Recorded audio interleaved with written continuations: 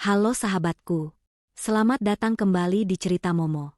Gimana nih kabarnya sahabatku semua hari ini? Semoga kalian semua selalu dalam keadaan sehat dan dilimpahkan kebahagiaan dimanapun kalian berada. Seperti biasa, kita akan kembali masuk ke dalam sebuah kisah yang pastinya akan sangat menguji emosi, menguras kesabaran, dan mungkin membuat kita ikut gregetan. Kisah kali ini adalah tentang sebuah pengorbanan luar biasa seorang istri yang dibalas dengan air tuba. Bayangkan, sahabatku, selama 5 tahun penuh, seorang istri rela banting tulang, membiayai suaminya kuliah kedokteran hingga lulus. Namun, tepat di hari kelulusannya, apa yang ia dapatkan? Bukan ucapan terima kasih, melainkan sepucuk surat perceraian. Dengan sombongnya sang suami berkata, "Kita sudah tak setara lagi. Aku malu punya istri biasa sepertimu." Setelah bercerai, sang istri pun menghilang tanpa jejak. Tapi, 1 tahun kemudian, sang mantan suami yang sudah menjadi dokter itu justru panik bukan main mencarinya. Apa yang sebenarnya terjadi padanya? Nah, sebelum kita bongkar ceritanya lebih dalam, yuk, seperti biasa, dukung terus channel Cerita Momo. Bagi yang belum, jangan lupa tekan tombol like-nya dulu ya. Pastikan kalian juga sudah subscribe dan menyalakan lonceng notifikasinya, biar kalian gak ketinggalan cerita-cerita terbaru yang paling seru dari kami. Sambil menunggu, absen dulu yuk. Momo ingin tahu kalian nonton dari mana aja nih. Ketik di kolom komentar nama kalian, asal kota kalian, dan jangan lupa ketik hadir, ya. Sudah? Terima kasih banyak sahabatku. Baiklah, tanpa berlama-lama lagi, mari kita masuk ke dalam kisahnya. Tepuk tangan riuh rendah membahana di dalam aula universitas yang megah pagi itu. Di antara kerumunan keluarga yang berbahagia, Weni duduk dengan perasaan haru yang membuncah. Ia mengusap pelan ujung matanya yang basah, berusaha agar air matanya tidak tumpah.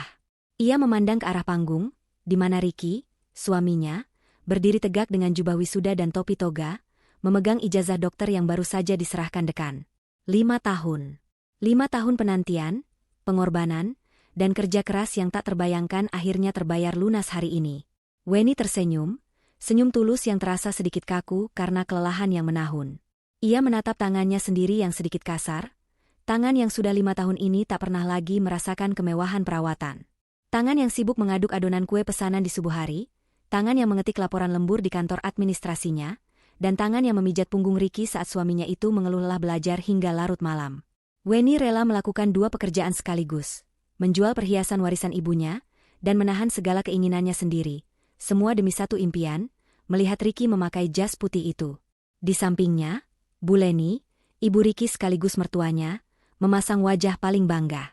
"Anakku, Ricky Pratama, sudah resmi jadi dokter hebat," seru Bu Leni pada tamu di sebelahnya, yang dibalas dengan ucapan selamat. Bu Leni tampak begitu anggun dengan kebaya mahal dan sanggul yang rapi. Ia melirik sekilas ke arah Weni yang hanya memakai batik sederhana. Sejak dulu, Bu Leni memang tidak pernah menyembunyikan fakta bahwa ia tidak terlalu menyukai Weni, yang dianggapnya berasal dari keluarga biasa, dan tidak sepadan dengan Ricky yang ia anggap berotak cemerlang.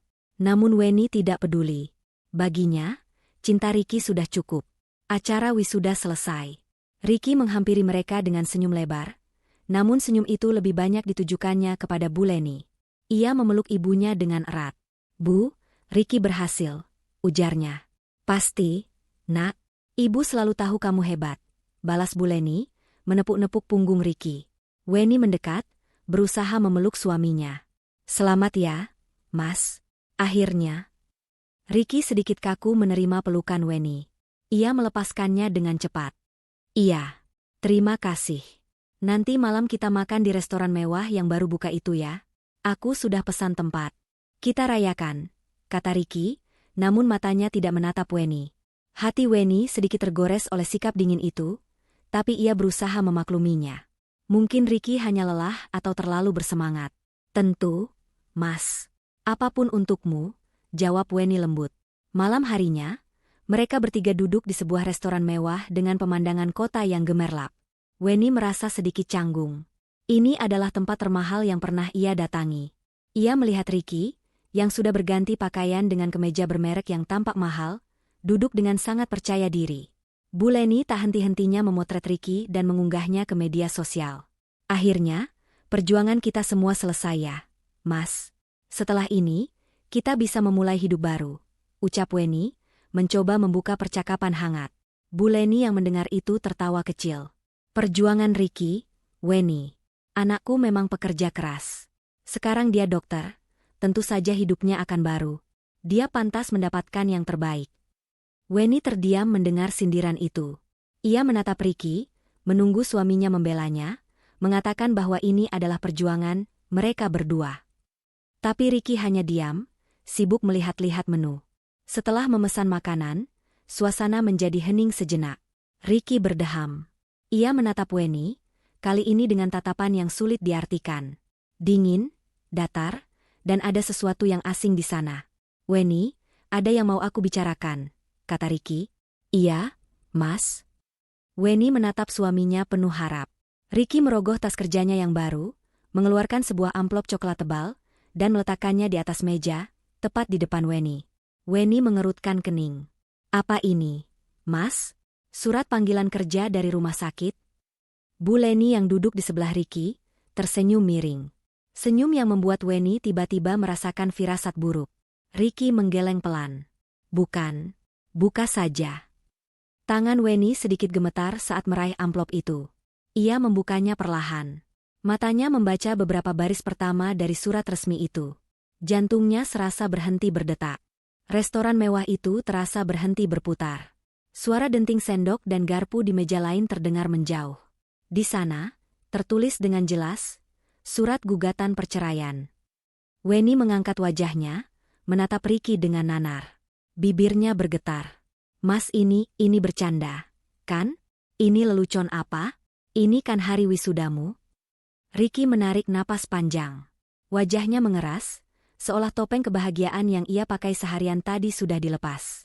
Aku serius, Weni. Kita sudah tidak bisa lanjut. Tapi, kenapa? Apa salahku, Mas? 5 tahun aku? Suara Weni tercekat. Justru itu, potong Ricky cepat, nadanya tajam. 5 tahun ini sudah cukup. Sekarang aku sudah jadi dokter. Aku punya masa depan cerah. Aku butuh pendamping yang selevel, yang bisa kubawa ke pertemuan penting, yang bisa mengimbangi status sosialku. Mata Ricky menatap Weni dari atas ke bawah, menilai batik sederhananya, menilai wajah lelahnya yang tanpa riasan mahal. Weni, kita sudah tak setara lagi, ujar Ricky, mengucapkan kalimat itu dengan begitu enteng, seolah 5 tahun pengorbanan Weni tak ada artinya sama sekali. Aku malu punya istri biasa sepertimu. Bagai disambar petir di siang bolong. Kepala Weni terasa pening.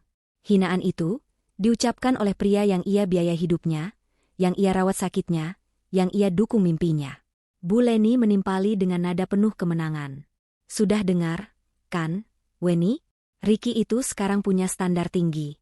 Kamu seharusnya sadar diri dari dulu. Daripada nanti kamu hanya jadi beban dan bikin malu Ricky di lingkungan dokter, lebih baik kalian pisah sekarang. Anggap saja gajimu selama ini sebagai amal. Air mata yang sejak tadi ditahan Weni akhirnya luruh. Bukan hanya satu tetes, tapi mengalir deras. Rasa sakit, penghinaan, dan pengkhianatan itu meremukan hatinya hingga berkeping-keping. Ia menatap Ricky, mencari sisa-sisa pria yang dulu mencintainya, namun yang ia temukan hanyalah orang asing yang angkuh. Ia menatap Bu Leni yang tersenyum puas. Weni menggigit bibirnya keras, menahan isakan yang nyaris meledak. Ia tidak akan memberi mereka kepuasan melihatnya meraung-raung di tempat umum ini. Dengan tangan gemetar hebat, ia meremas surat perceraian itu. Kata-kata, ganti kendaraan, yang dilontarkan Bu Leni itu bagaikan bensin yang disiramkan ke bara api di dalam hati Weni. Sesuatu di dalam dirinya patah, namun bukan hancur. Sesuatu itu patah dan seketika berubah menjadi baja dingin yang tajam. Air matanya berhenti mengalir seketika. Ia mengangkat kepalanya perlahan, menatap kedua orang di depannya. Tatapannya yang tadi nanar dan penuh luka, kini berubah menjadi dingin, datar, dan tak terbaca.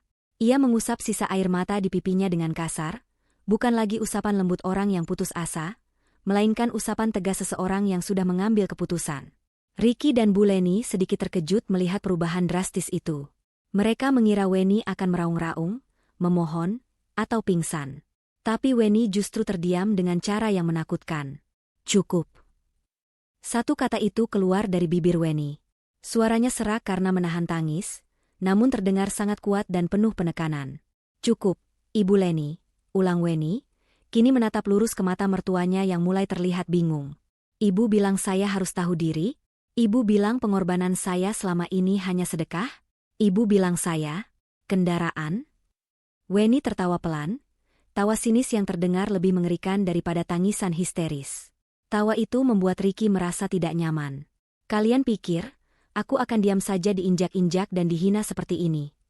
Weni kemudian mengalihkan pandangannya pada Ricky, yang kini tampak sedikit gugup dan mulai salah tingkah.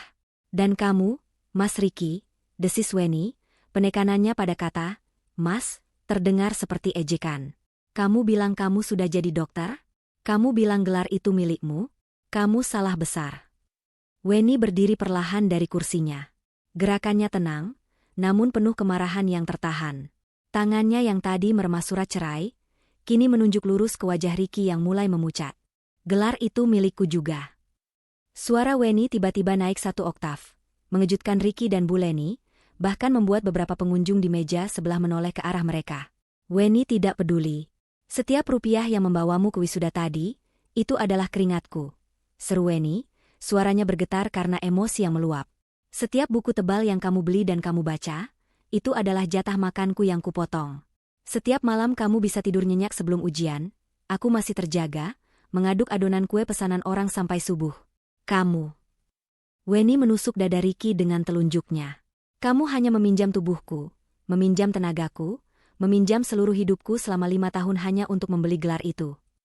Dadanya naik turun. Napasnya terengah-engah menahan amarah yang sudah sampai di ubun-ubun. Kalian bilang aku tidak setara? Weni tertawa lagi, kali ini lebih keras. Kalian benar. Aku memang tidak setara. Ia menatap Ricky dan Bu Leni bergantian dengan tatapan tajam yang menusuk. Aku tidak akan pernah setara dengan laki-laki pengecut yang tega mengkhianati istrinya tepat di hari kelulusannya. Dan aku tidak akan pernah setara dengan seorang ibu yang dengan bangga mendukung pengkhianatan anaknya sendiri, hanya demi status sosial. Weni meraih tas selempang sederhananya yang tergeletak di kursi. Dan catat ini baik-baik. Kalian berdua, Weni menekan setiap katanya, akan menyesali ini. Ricky, yang harga dirinya sebagai dokter baru merasa terluka karena diteriaki di depan umum, ikut berdiri. Wajahnya memerah karena malu dan marah. Weni, duduk. Jangan bikin malu. Kamu mau apa lagi? Hah? Harta gono gini? Kita tidak punya apa-apa. Kamu lupa? Semua uangmu sudah habis untuk biaya kuliahku. Seru Ricky, mencoba mengintimidasi Weni agar kembali tunduk. Namun, Weni justru tersenyum. Senyum yang begitu dingin hingga membuat Ricky merasa merinding. Kamu pikir aku sebodoh itu, Mas?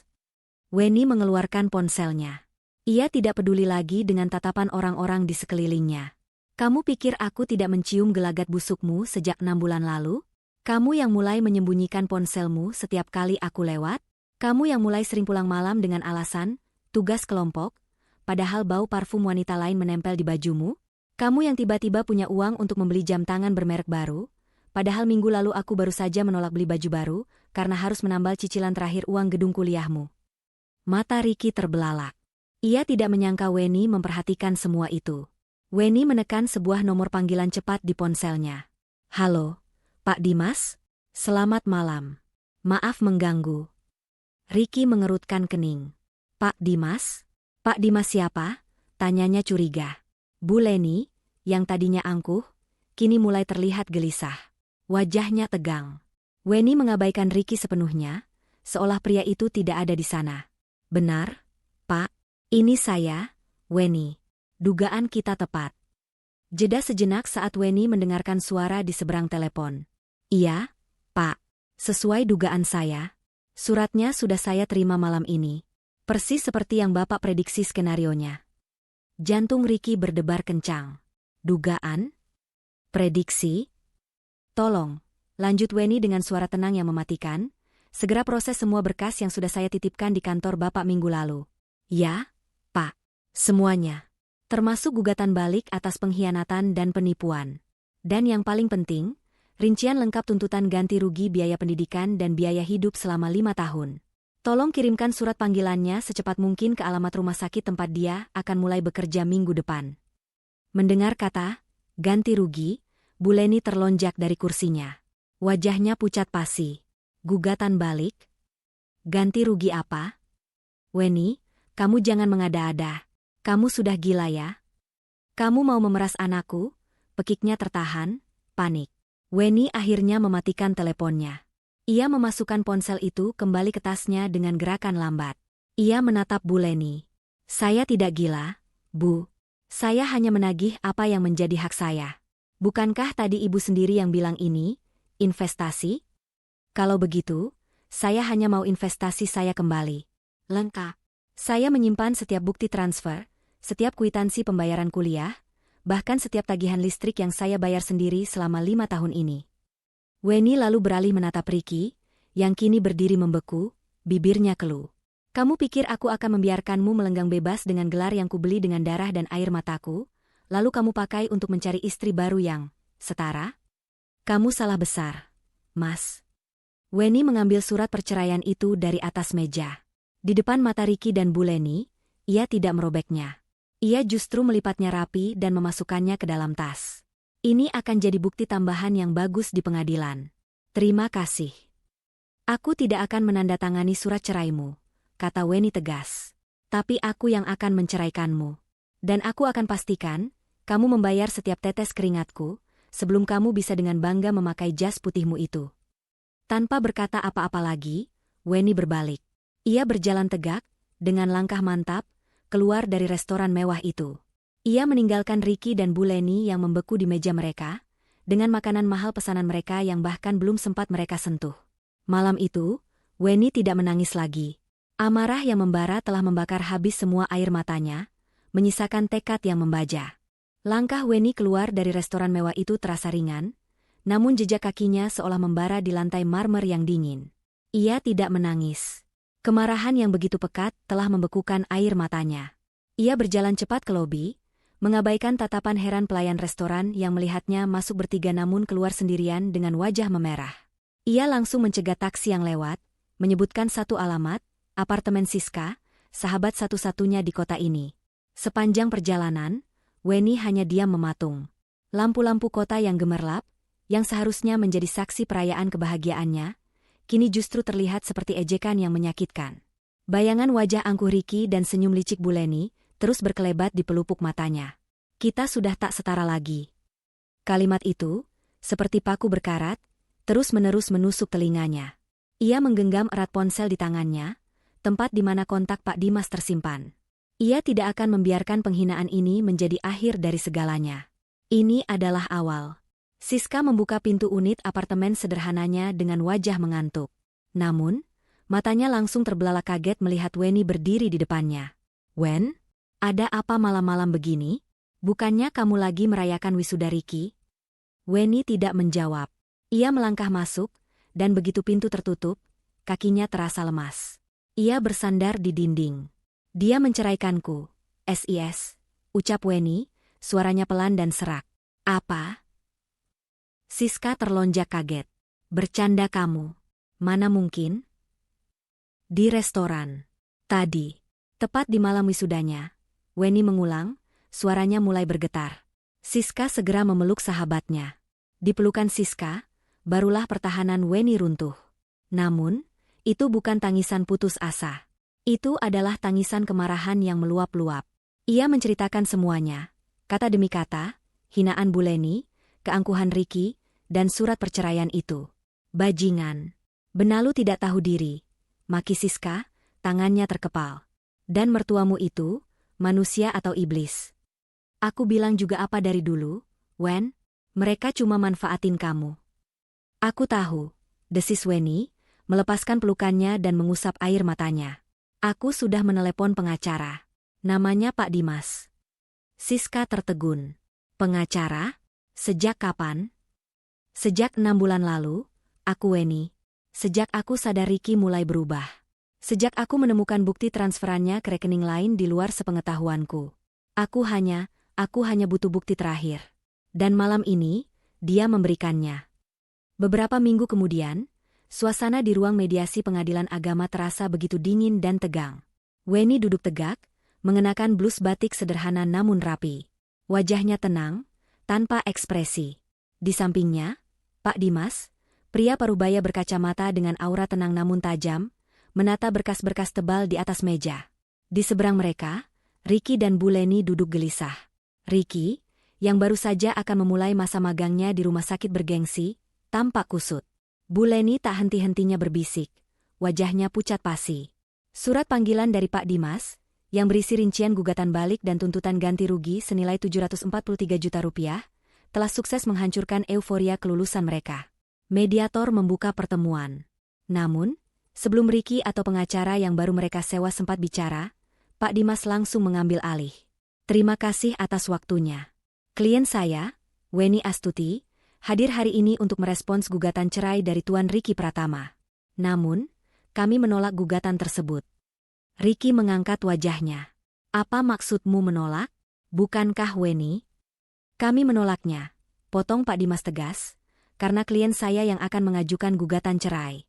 Dan kami sudah mendaftarkannya. Pak Dimas menyodorkan setumpuk berkas ke arah mediator. Gugatan cerai dengan alasan pengkhianatan, penipuan material, dan kekerasan psikis. Fitnah, seru Bu Leni, suaranya melengking. Kamu jangan mengada-ada. Pak Dimas mengabaikannya. Dan, kami juga melampirkan tuntutan ganti rugi atas seluruh biaya pendidikan dan biaya hidup yang telah dikeluarkan klien saya selama 5 tahun untuk membiayai studi kedokteran Tuan Ricky. Pak Dimas membuka binder tebal di depannya. Di sini terlampir lengkap. Bukti transfer uang semester. Kwitansi pembelian buku dan alat praktek. Bukti pembayaran sewa rumah. Hingga rincian biaya makan sehari-hari yang dikirimkan klien saya ke rekening Tuan Ricky.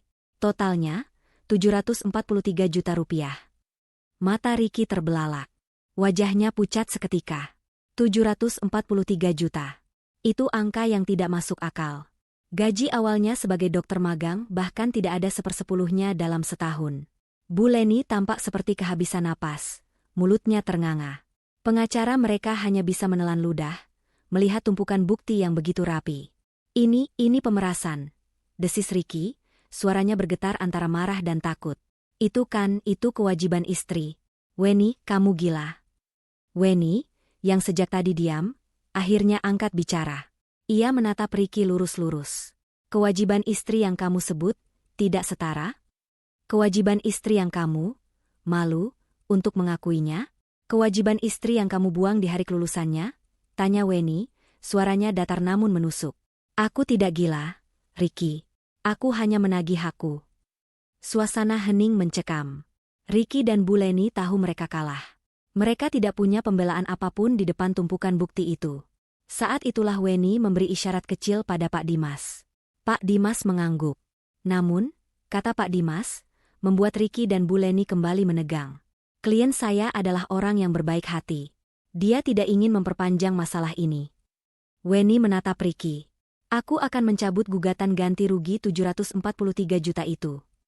Ricky dan Bu Leni ternganga, tidak percaya dengan apa yang mereka dengar. Dengan beberapa syarat, lanjut Weni cepat. 1. Kamu menyetujui gugatan cerai dariku. Penyebabnya harus jelas tertulis, pengkhianatan dan penelantaran. Aku mau harga diriku kembali. Ricky menggertakkan giginya. Itu memalukan. 2. Lanjut Weni, tidak ada tuntutan harta gono gini. Aku tidak akan mengambil apapun dari rumah itu. Dan kamu, juga tidak bisa menuntut apapun dariku. Selamanya. Kita impas. 3. Kalian berdua menandatangani perjanjian untuk tidak pernah menggangguku atau keluargaku lagi. 4. Ini semua selesai hari ini. Tanpa banding. Tanpa penundaan. Ricky menatap Bu Leni. Bu Leni, yang ketakutan setengah mati membayangkan harus menjual rumah mereka untuk membayar utang 743 juta itu, langsung mengangguk panik. Setuju.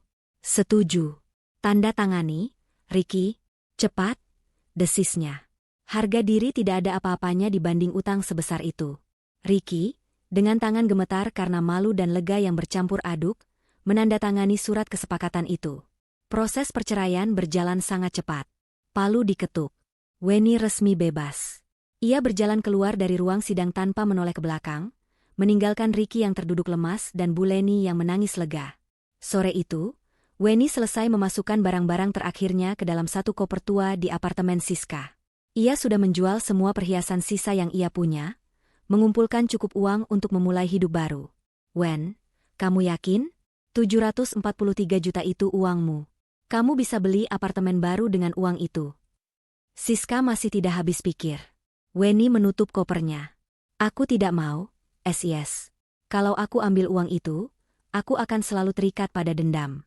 Uang itu kotor, uang itu penuh penghinaan. Aku membayar 743 juta untuk sebuah pelajaran hidup yang mahal. Dan aku tidak mau mengulanginya. Lalu, kamu mau kemana? Weni tersenyum, senyum pertama yang benar-benar tulus setelah berminggu-minggu. Aku mau melanjutkan mimpiku yang tertunda. Aku mau kuliah lagi. Aku mau menulis. Aku masih punya otak. Sis. Aku masih punya ambisi. Weni memegang kedua bahu Siska. Aku janji padamu. Aku akan pergi dari kota ini. Aku akan menghilang dari kehidupan Ricky dan ibunya. Aku akan menggunakan semua, kekayaan, non-materiku, semua rasa sakit ini, untuk membangun sesuatu yang sangat besar. Suatu hari nanti, mereka akan mendengar namaku lagi. Dan saat itu terjadi, mereka akan sadar, siapa sebenarnya yang tidak setara. Weni memeluk Siska erat. Jaga dirimu baik-baik, Sis. Jangan beritahu siapapun aku di mana. Pasti, Wen. Kejar mimpimu. Buat mereka menyesal. Malam itu, Weni naik kereta ekonomi antar kota. Ia sengaja memilih kota kecil yang jauh, tempat tak ada seorang pun yang mengenalnya. Saat kereta mulai bergerak meninggalkan gemerlap kota yang menyakitinya, Weni menatap keluar jendela. Ia tidak menangis. Ia hanya merasakan kelegaan yang luar biasa. Ia telah menghilang, membawa satu koper, setumpuk bukti pengorbanan yang tidak ia uangkan, dan sebuah janji besar untuk dirinya sendiri. 1 tahun berganti. Waktu berjalan tanpa kompromi, mengubah nasib dan memutar roda kehidupan. Di lantai 15 sebuah rumah sakit swasta paling bergengsi di ibu kota, seorang pria muda berjalan dengan langkah tegap dan penuh percaya diri. Jas dokter putihnya licin tanpa celah, disetrika dengan sempurna. Stetoskop mahal melingkar di lehernya bukan sekadar sebagai alat, tapi sebagai simbol status. Papan nama di dadanya terukir jelas, Dr. Ricky Pratama. Dialah primadona baru di departemen bedah. Cerdas, cekatan, dan di usianya yang masih muda, ia sudah dipercaya menangani beberapa kasus operasi yang rumit. Para atasan menyukainya, para perawat muda mengaguminya, dan para pasien junior menjadikannya panutan. Ricky telah mendapatkan semua yang ia inginkan. Kehidupan lamanya bersama Weni terasa seperti mimpi buruk yang telah lama berlalu. Ia bahkan nyaris tidak pernah mengingat nama mantan istrinya itu. Jika sesekali terlintas, Ricky hanya akan menganggapnya sebagai kenangan memalukan, sebuah fase yang harus ia lalui untuk mencapai posisinya sekarang. Menceraikan Weni adalah keputusan terbaik dalam hidupku. Begitu ia sering berkata pada dirinya sendiri di depan cermin apartemen mewahnya. Weni adalah beban, kerikil di sepatu, pengingat masa lalunya yang biasa saja. Kini, ia bebas. Kebebasan itu ia rayakan dengan kemewahan. Ricky tidak lagi tinggal di rumah kontrakan sempit peninggalan ayahnya. Ia dan Bu Leni pindah ke sebuah unit apartemen mewah di pusat kota, dengan pemandangan gemerlap lampu kota yang bisa mereka nikmati setiap malam. Cicilannya? Tentu saja mencekik leher. Tapi Ricky tidak peduli. Status adalah segalanya. Ia juga mengganti motor bututnya dengan sebuah sedan BMW seri 3 terbaru berwarna hitam metalik. Mobil itu ia beli dengan cicilan kredit tenor 7 tahun, dengan bunga yang sangat tinggi. Gaji awalnya sebagai dokter di rumah sakit swasta memang besar, namun tidak sebanding dengan gaya hidup yang ingin ia pamerkan. Setiap akhir pekan, Ricky menghabiskan malam di restoran fine dining, jenis restoran yang dulu ia gunakan untuk menghina Weni. Ia membeli jam tangan bermerek, pakaian desainer, dan bergabung dengan klub golf eksklusif. Di permukaan, Dr. Ricky adalah potret kesuksesan sempurna. Namun di balik itu, tumpukan tagihan kartu kredit mulai menggunung. Ia hidup dengan skema gali lubang tutup lubang, menggunakan 5 kartu kredit berbeda untuk saling menutupi, dan mengambil beberapa pinjaman bank dengan dalih renovasi apartemen. Kesombongan Ricky menular sempurna pada Bu Leni. Statusnya sebagai ibu dokter telah mengangkat derajat sosialnya ke level yang tak pernah ia bayangkan. Bu Leni kini menjadi anggota tetap arisan sosialita para istri pejabat dan pengusaha. Setiap berkumpul, tak ada yang ia bicarakan selain kehebatan Ricky. Oh, Ricky? Tentu saja dia sibuk sekali, Jeng. Operasi besar terus. Tadi malam saja baru pulang jam 2 pagi, ujar Bu Leni pada suatu sore di lobi hotel mewah, sambil mengaduk teh mahalnya. Padahal, ia tahu persis Ricky pulang jam 2 pagi bukan karena operasi, melainkan karena menghadiri pesta di sebuah klub malam eksklusif. Kasihan ibu, tapi ya gimana, namanya juga panggilan tugas mulia. Dia itu terlalu berdedikasi. Apartemen barunya, Jeng, lanjut Bu Leni, seolah menjawab pertanyaan yang tidak diajukan. Ah, biasa saja, Jeng. Hanya 3 kamar tidur, pemandangan city light. Ricky yang paksa ibu pindah, katanya biar ibu nyaman di hari tua. Anak itu memang berbakti sekali. Bu Leni tak henti-hentinya mendesak Ricky untuk segera mencari pasangan baru. Ricky, nak, kamu itu sekarang dokter top. Jangan sampai salah pilih istri lagi ya. Cari yang selevel. Putri Profesor Handoko itu, cantik, lulusan Swiss. Atau mungkin Vania, anak pemilik rumah sakit sebelah. Kamu harus ingat, pernikahan itu sekarang adalah investasi sosial untuk kariermu. Celoteh Bu Leni hampir setiap hari. Ricky hanya mengiyakan, menikmati status barunya sebagai bujangan paling diminati. Hari-hari berlalu dalam lingkaran setan kesombongan dan utang. Hingga suatu sore, saat Ricky sedang memimpin rapat evaluasi dengan para dokter junior, sesuatu terjadi. Ia sedang berbicara dengan penuh wibawa, menunjuk layar presentasi, ketika tiba-tiba kepalanya terasa pusing berputar. Pandangannya kabur sepersekian detik, dan ia harus berpegangan pada tepi meja agar tidak oleng. "Dokter Ricky, Anda tidak apa-apa?" tanya seorang dokter junior, melihat wajah atasannya yang mendadak pucat. Ricky langsung menegakkan tubuhnya, berdeham. "Tidak. Hanya sedikit lelah. Terlalu banyak operasi," jawabnya ketus. "Kita lanjut." Ia mengabaikan denyutan aneh di pelipisnya. Migrain biasa, batinnya. Hanya kurang tidur dan terlalu banyak kopi. Namun, migrain biasa, itu mulai datang lebih sering. Beberapa hari kemudian, saat ia sedang makan siang di kafetaria rumah sakit, masih dengan gaya angkuhnya, mengomentari masakan koki yang menurutnya kurang berkelas, tangannya tiba-tiba bergetar ringan saat memegang sendok. Getaran itu hanya berlangsung beberapa detik, tapi cukup untuk membuat jantungnya berdebar. "Apa ini?" batinnya. Ia mengepalkan tangannya di bawah meja, berusaha mengendalikan getaran itu. Ia menyalahkan pendingin ruangan yang terlalu dingin. Malam harinya, di apartemen mewahnya, gejala itu datang lagi, lebih kuat. Ia baru saja selesai mandi air hangat, bersiap untuk pergi ke acara makan malam yang diadakan Bu Leni untuk mengenalkannya pada seorang wanita. Ia berdiri di depan cermin besar, membenarkan dasi mahalnya. Tiba-tiba, dunia di sekelilingnya serasa miring. Kepalanya sakit luar biasa, seperti ditusuk ribuan jarum. Pandangannya kabur total, dan telinganya berdenging hebat. Ia terhuyung mundur, menabrak meja rias di belakangnya. Botol-botol parfum mahal berjatuhan ke lantai. Apa yang terjadi?" desis Ricky, memegangi kepalanya yang serasa mau pecah. Ia terduduk di lantai, napasnya tersengal. Keringat dingin membasahi kemeja mahalnya. Sebagai seorang dokter, alarm bahaya di otaknya berbunyi nyaring. Ini bukan kelelahan biasa. Ini bukan migrain. Tapi egonya yang setinggi langit menolak untuk mengakuinya. Ia tidak mungkin sakit. Seorang dokter Ricky Pratama yang hebat, yang sedang berada di puncak karirnya, tidak mungkin jatuh sakit.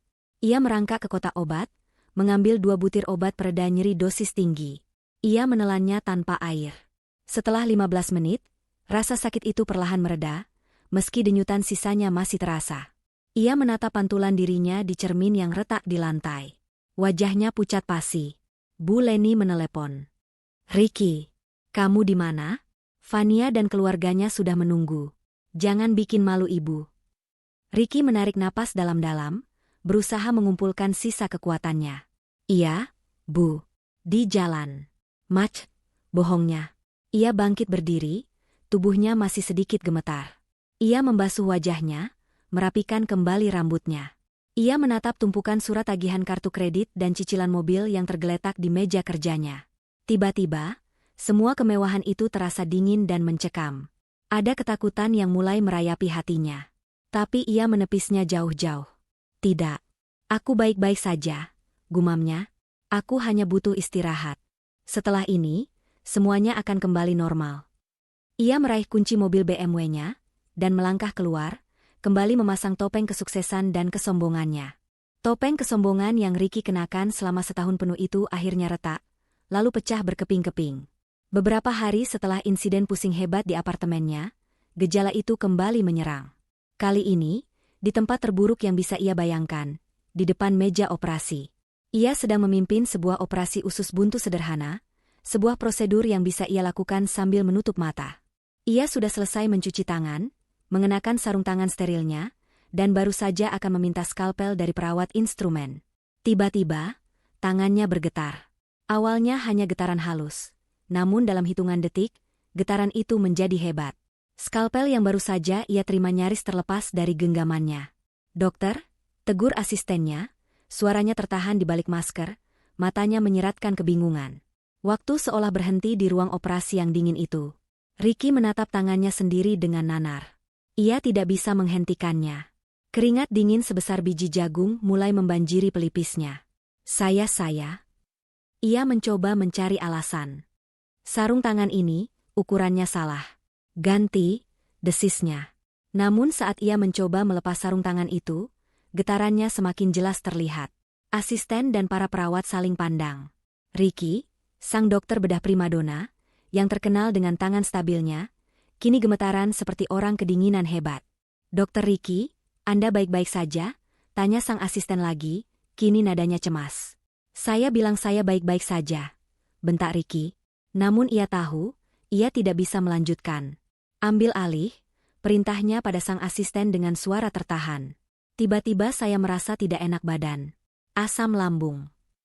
Ia melempar skalpel itu ke meja instrumen dan bergegas keluar dari ruang operasi, meninggalkan tanda tanya besar bagi seluruh timnya. Ia merobek masker dan topi operasinya di koridor, bersandar di dinding. Napasnya memburu. Ini bukan lagi kelelahan. Ini bukan migrain. Ini adalah sesuatu yang menghancurkan. Karirnya, harga dirinya, masa depannya, semuanya bergantung pada kestabilan tangan itu. Dan tangan itu baru saja mengkhianatinya. Rumor menyebar lebih cepat daripada infeksi di rumah sakit. Dokter Ricky gemetaran saat operasi. Dia hampir menjatuhkan pisau bedah. Dia membatalkan 3 jadwal operasi besarnya. Ricky mengunci diri di ruangannya, menolak semua panggilan. Egonya hancur lebur. Ia tahu ia tidak bisa mengabaikannya lagi. Ia harus mencari tahu apa yang terjadi, tapi ia terlalu malu untuk diperiksa oleh rekan-rekannya sendiri. Namun, ketakutan akan kehilangan segalanya lebih besar daripada rasa malunya. Malam itu, ia mengatur pertemuan rahasia. Bukan di jam kerja. Ia meminta janji temu pukul 9 malam, jauh setelah jam praktek usai. Ia menelan harga dirinya bulat-bulat dan mendatangi ruangan Dr. Bayu, Kepala Departemen Neurologi. Dr. Bayu adalah seorang dokter senior yang pendiam, brilian, dan sangat berdedikasi. Tipe dokter yang Ricky anggap kuno dan tidak pandai bergaya. Ironisnya, kini nasib Ricky ada di tangan Dr. Bayu. "Malam, Ricky." "Ada apa?" sapa Dr. Bayu tenang, menatap Ricky yang masuk ke ruangannya seperti pencuri. "Dok," Ricky menelan ludah. Jas dokternya ia tinggalkan di mobil. Ia datang sebagai pasien biasa. Saya mengalami beberapa gejala aneh. Tangan saya gemetar. Pandangan saya sering kabur." Dr. Bayu mendengarkan dengan saksama.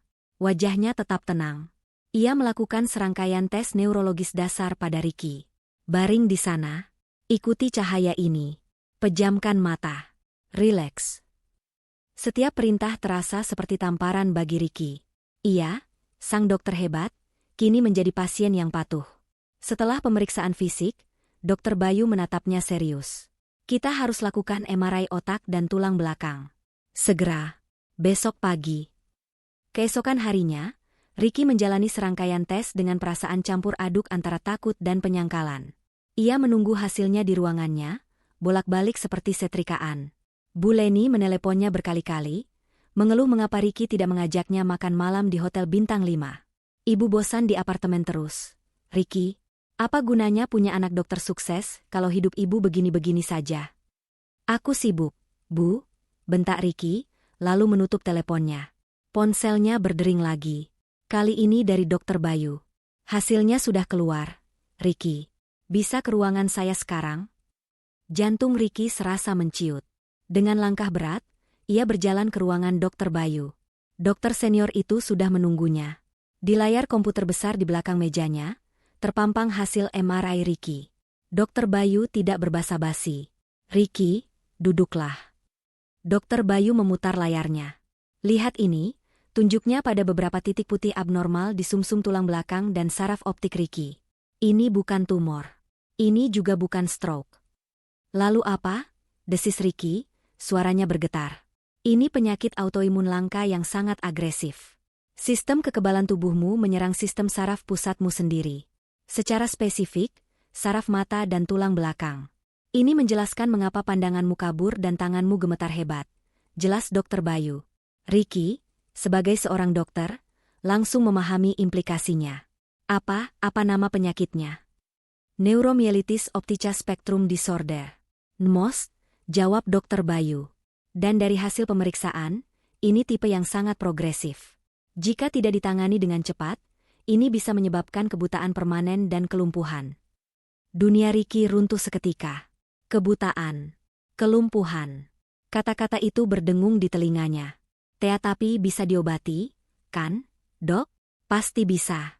Kita punya obat imunosupresan terbaik. Seru Ricky panik, naluri dokternya berganti dengan kepanikan pasien. Dokter Bayu menggeleng pelan. Pengobatan di sini hanya untuk memperlambat, Ricky. Tidak untuk menghentikan atau memulihkan kerusakan yang sudah terjadi. Mengingat profesimu sebagai dokter bedah, kita butuh solusi radikal. Apa? Apa solusinya? Katakan. Transplantasi sel punca. Hematopoietic Stem Cell Transplantation, atau HSCT. Kita, reset, sistem imunmu. Ini satu-satunya harapanmu untuk bisa memegang skalpel lagi. Harapan Ricky sedikit menyala. Baik, lakukan. Kapan bisa dijadwalkan? Dokter Bayu menghela napas panjang. Inilah bagian terberatnya. Prosedur itu tidak tersedia di Indonesia untuk kasus autoimun seperti ini. Kamu harus melakukannya di luar negeri. Singapura atau Jerman. Jantung Ricky berdebar lagi. Biaya. Berapa biayanya? Dokter Bayu menatap Ricky dengan sorot mata prihatin. Estimasi kasarnya, untuk seluruh prosedur, akomodasi medis, dan pemulihan awal, kamu butuh sekitar 3 miliar rupiah. 3 miliar rupiah. Angka itu seperti godam tak terlihat yang menghantam ulu hati Ricky. Napasnya tercekat. 3 miliar. Dia bahkan tidak punya 30 juta di tabungannya. Semua gajinya habis untuk membayar cicilan BMW, cicilan apartemen mewah, kartu kredit Buleni, dan gaya hidup palsunya. Asuransiku? Tanya Ricky lirih, berharap ada keajaiban. Dokter Bayu membuka map lain. Asuransi korporat kita hanya menanggung penyakit kritis yang terdaftar. Penyakitmu masuk kategori langka. Dan prosedur HSCT untuk autoimun masih dianggap eksperimental oleh banyak perusahaan asuransi. Paling banyak, mereka hanya akan menanggung biaya diagnosis dan pengobatan awal di sini. Mungkin sekitar 300 juta. Tidak. Ricky menggelengkan kepalanya, tidak percaya. Tidak mungkin. 3 miliar. Ia tertawa. Tawa kering yang terdengar seperti tangisan. Dokter Ricky Pratama. Sang primadona bedah. Yang menghina istrinya karena tidak setara. Kini ia duduk di sini, bangkrut total, dan divonis penyakit langka yang mengancamnya menjadi buta dan lumpuh. Ricky keluar dari ruangan Dokter Bayu dengan langkah gontai. Ia sampai di apartemennya. Buleni sedang asyik menonton televisi di ruang tengah yang mewah. Ricky, akhirnya kamu pulang. Ibu sudah pesan makan malam mahal, pakai kartu kreditmu. Ayo makan. Ricky menatap ibunya dengan pandangan kosong. Aku sakit, Bu, katanya lirih. Sakit apa? Flu? Makanya jangan. Bukan flu, bentak Ricky, suaranya meledak. Aku sakit parah. Aku butuh operasi di luar negeri. Biayanya 3 miliar. Sendok yang dipegang Buleni jatuh ke piring porselen mahalnya. 3 miliar? Kamu bercanda, kan, Ricky? Uang dari mana? Kita baru saja bayar down payment mobil barumu. Aku tidak bercanda, Bu, teriak Ricky, kepanikan akhirnya menguasai dirinya sepenuhnya. Aku bisa buta. Aku bisa lumpuh. Karierku hancur. Dan kita tidak punya uang. Kita tidak punya apa-apa. Kita bangkrut, Bu, bangkrut. Malam itu, di apartemen mewah yang cicilannya masih puluhan tahun, Dokter Ricky Pratama yang sombong itu akhirnya menangis meraung-raung seperti anak kecil, Bukan karena takut penyakitnya, tapi karena ia sadar ia tidak punya uang sepeser pun untuk menyelamatkan hidup dan harga dirinya. Kepanikan adalah ruangan kedap suara. Ricky dan Bu Leni kini terperangkap di dalamnya. Teriakan Ricky, "Kita bangkrut!" menggema di apartemen mewah mereka, memantul di dinding marmer impor dan furnitur mahal yang belum lunas, lalu kembali menghantam mereka dengan keheningan yang memekakan. Bu Leni, yang wajahnya pucat pasi, adalah yang pertama memecah keheningan itu. Tapi bukan dengan tangisan simpati untuk anaknya. Tidak mungkin, desis Bu Leni, suaranya gemetar. Ia tidak menatap Ricky yang terduduk lemas di lantai. Ia menatap sekelilingnya, lukisan abstrak mahal di dinding, lampu kristal gantung, televisi layar datar 80 inci. Kita tidak mungkin bangkrut. Ricky, apartemen ini, mobilmu, tas-tas ibu, ini semua. Ricky tertawa. Tawa kering yang terdengar seperti rintihan orang sekarat. Inilah masalahnya, Bu. Ini semua ilusi. Ia bangkit berdiri, menendang meja kopi dari kaca di depannya hingga bergeser berdecit. Apartemen ini KPR 20 tahun, Bu. Kita baru bayar cicilan 10 bulan. Nilai jualnya sekarang jauh di bawah sisa pokok utang kita di bank. Kalau kita jual, kita masih utang ratusan juta. Mobilmu. Mobil BMW Mu yang selalu ibu banggakan di arisan. Bu Leni masih mencoba menyangkal. Mobil itu. Ricky mengusap wajahnya kasar. Itu kredit 7 tahun. Bu, 7. Bunganya mencekik. Kalaupun laku dijual sekarang, uangnya tidak akan cukup untuk menutupi sisa utangnya. Kita tidak punya apa-apa. Kita hanya punya utang. Utang di mana-mana. Napas Bu Leni tercekat. Ia teringat tas-tas bermerek yang ia koleksi di lemarinya. Jantungnya mencelos. Nyaris separuhnya adalah barang KW super kualitas tertinggi. Dibeli agar bisa tetap bergaya di arisan sosialitanya tanpa harus menguras kartu kredit Ricky lebih dalam. Mereka benar-benar hidup dalam kebohongan. Lalu bagaimana? 3 miliar. Bu Leni akhirnya terduduk lemas di sofa mahal itu. Teman-teman ibu, ya, teman arisan ibu. Jeng Ratna, suaminya Dirjen. Jeng Vina, suaminya pengusaha tambang. Mereka pasti bisa bantu. Mereka tidak mungkin membiarkan ibu menderita. Harapan palsu itu menyala sekejap. Bu Leni meraih ponselnya. Dengan tangan gemetar, ia menelepon Jeng Ratna. Telepon diangkat dengan nada ceria. "Halo Jeng Leni. Tumben malam-malam?" Jeng Ratna, tolong ibu tolong." Bu Leni langsung menangis histeris. Ricky sakit keras, Jeng. Dia butuh operasi 3 miliar rupiah. Ibu mohon, Jeng pinjami ibu dulu. Terdengar keheningan sejenak di seberang sana. Nada ceria itu langsung lenyap. 3 miliar? Astaga, Jeng. Banyak sekali. Aduh, maaf ya, Jeng. Ini bapak lagi rapat penting di luar negeri, nggak bisa diganggu. Saya juga lagi sibuk sekali urus acara amal. Nanti saya kabari lagi ya, Jeng.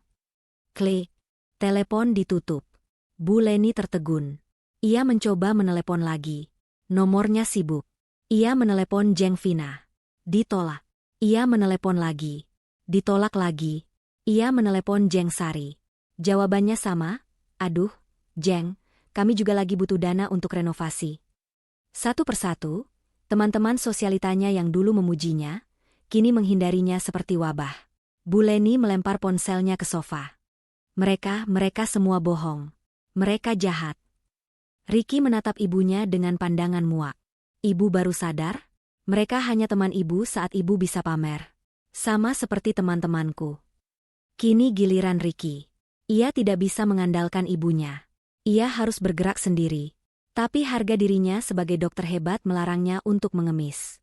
Ia mencoba menelepon beberapa rekan dokter yang ia anggap dekat.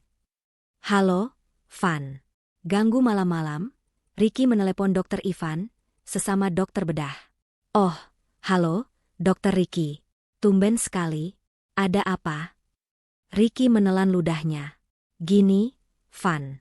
Aku lagi ada peluang investasi properti bagus sekali di luar. Butuh dana segar cepat. Sekitar ya 1 atau 2 miliar. Kamu ada pegangan?" Terdengar tawa kecil di seberang. "Wah, Dokter Ricky ini mainnya investasi miliar sekarang."